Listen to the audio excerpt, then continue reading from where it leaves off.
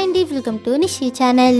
ఈరోజు మన వీడియోలో సూపర్ టేస్టీగా రొయ్యల బిర్యానీని సింపుల్గా ఎలా చేసుకోవాలో చూపించబోతున్నాను. ఇలా సింపుల్గా చేసినా సరే ఈ రొయ్యల బిర్యానీ చాలా రుచిగా ఉంటుంది. మీరు కూడా తక్కువ టైంలో రొయ్యల బిర్యానీని మంచి రుచిగా చేయాలి అంటే ఇలా కుక్కర్లో సింపుల్గా చేసి చూడండి.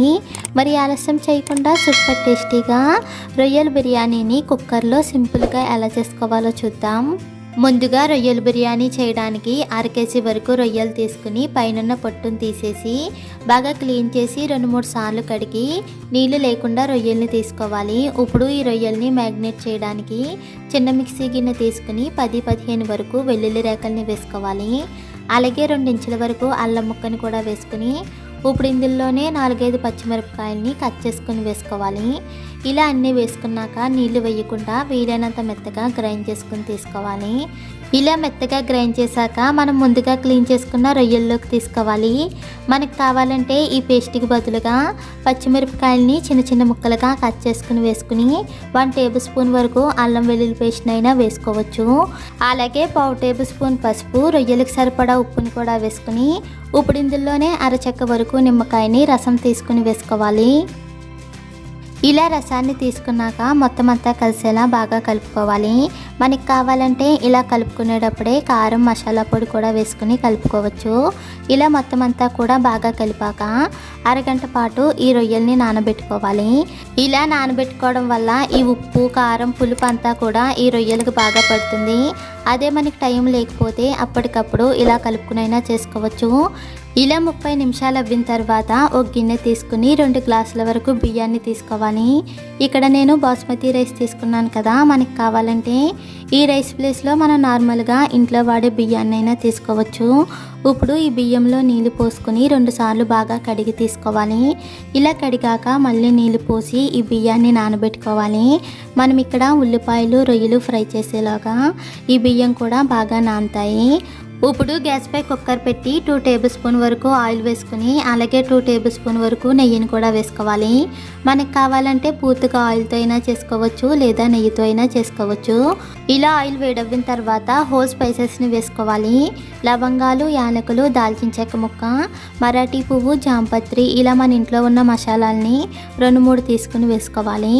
అలాగే 1 టేబుల్ స్పూన్ జీలకర్ర, 2 బిర్యానీ ఆకులు కూడా వేసుకుని మంటను లో ఫ్లేమ్లో పెట్టి దోరగా ఫ్రై చేసుకోవాలి.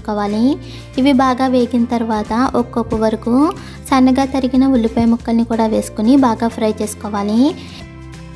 ఇలా ఉల్లిపాయ ముక్కలు బాగా వేగిన తర్వాత 2 మీడియం సైజులో ఉన్న టమాటాని చిన్న చిన్న ముక్కలుగా కట్ చేసుకుని వేసుకుని బాగా ఫ్రై చేసుకోవాలి. ఇలా ఫ్రై చేసేటప్పుడే సన్నగా తరిగిన కొత్తిమీర ఆకుని కూడా వేసుకుని ఫ్రై చేసుకోవాలి. అలాగే మనం ముందే రొయ్యల్ని మ్యాగ్నేట్ చేసేటప్పుడు అల్లం, వెల్లుల్లి, పచ్చిమిర్చి పేస్ట్ వేసాం కాబట్టి ఇప్పుడు మళ్ళీ వేయాల్సిన అవసరం లేదు. ఇలా టమాటా ముక్కలు సాఫ్ట్గా ఉడికిన తర్వాత మనం ముందుగా కలిపి పెట్టుకున్న రొయ్యల్ని వేసుకుని మంట హై ఫ్లేమ్లో పెట్టి 3-4 నిమిషాల పాటు కలుపుకుంటూ ఫ్రై చేసుకోవాలి. ఇలా ఫ్రై చేసుకోవడం వల్ల రొయ్యల్లో ఉన్న నీరంతా కూడా ఎగిరిపోతుంది. ఇలా 4 నిమిషాలు అవ్వేసరికి రొయ్యల్లో ఉన్న నీరంతా కూడా ఎగిరిపోతుంది.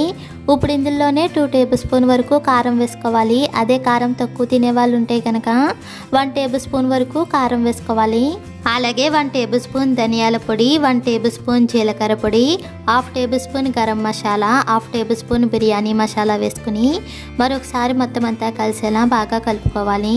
ఇలా కలిపాక మంటను లో ఫ్లేమ్లో పెట్టి మూత పెట్టుకుని మధ్య మధ్యలో కలుపుకుంటూ 2-3 నిమిషాల పాటు మగ్గించుకోవాలి. ఇలా మగ్గించుకోవడం వల్ల కారం, మసాలాలన్నీ కూడా ఈ రొయ్యలకి బాగా పడుతుంది. ఇలా 3 నిమిషాలు అవ్వేసరికి రొయ్యలు కూడా బాగా మగ్గిపోతాయి. ఇప్పుడు మరొకసారి బాగా కలిపి మనం ముందుగా నానబెట్టుకున్న బియ్యాన్ని నీళ్లు లేకుండా వేసుకోవాలి. ఇలా బియ్యాన్ని వేసిన తర్వాత మొత్తం అంతా కలిసేలా అడుగు నుంచి బాగా కలుపుకోవాలి. ఇలా అంతా కూడా బాగా కలిపిన తర్వాత ఏ గ్లాస్తో అయితే రైస్ని తీసుకున్నామో అదే గ్లాస్తో 3 గ్లాసుల వరకు నీళ్ళని వేసుకోవాలి. ఇక్కడ నేను బాస్మతి రైస్ తీసుకున్నాను కాబట్టి 1 గ్లాస్ రైస్కి 1.5 గ్లాస్ వరకు నీళ్ళని అయితే వేసుకున్నాను. అదే మనం నార్మల్గా ఇంట్లో వాడే రైస్ని తీసుకుంటే కనుక 1 గ్లాస్ రైస్కి 2 గ్లాసుల వరకు నీళ్ళని తీసుకోవాలి. మనం ఇలా కొలుచుకుని తీసుకోవడం వల్ల మనకి బిర్యానీ పొడి పొడిలాడుతూ వస్తుంది. ఇలా నీళ్ళను వేసాక ఒకసారి మొత్తం అంతా కలిసేలా బాగా కలుపుకోవాలి. ఇలా కలిపాక ఈ రైస్కి తగ్గట్టుగా ఉప్పుని వేసుకోవాలి. మనం ముందే రొయ్యల్ని మ్యాగ్నేట్ చేసేటప్పుడు ఉప్పు వేసాం కాబట్టి ఇప్పుడు ఈ బియ్యానికి తగ్గట్టుగా ఉప్పుని వేసుకుని మరొకసారి మొత్తం అంతా కలిసేలా కలుపుకోవాలి. ఇలా కలిపాక ఒకసారి టేస్ట్ చూసుకుని ఉప్పు సరిపోయింది లేనిది చూసుకుని సరిపోతే కనుక మరి కొంచెం వేసుకుని కలుపుకోవాలి. ఇప్పుడు కుక్కర్ మూత పెట్టుకుని మంట హై ఫ్లేమ్లో పెట్టి 2 విజిల్లు వచ్చేంత వరకు ఉడికించుకోవాలి. ఇలా 2 విజిల్లు వేశాక కుక్కర్లో ఉన్న గాలి మొత్తం పోయిన తర్వాత మూత తీసి ఒకసారి అడుగు నుంచి కూడా బాగా కలుపుకోవాలి. అంతే, సూపర్ టేస్టీగా రొయ్యల బిర్యానీ అయితే రెడీ అయిపోయింది. ఇలా మనకి తక్కువ టైంలోనే మంచి రుచిగా రొయ్యల బిర్యానీని అయితే చేసుకోవచ్చు. మీరు కూడా ఒకసారి ఇలా కుక్కర్లో సింపుల్గా ట్రై చేసి చూడండి.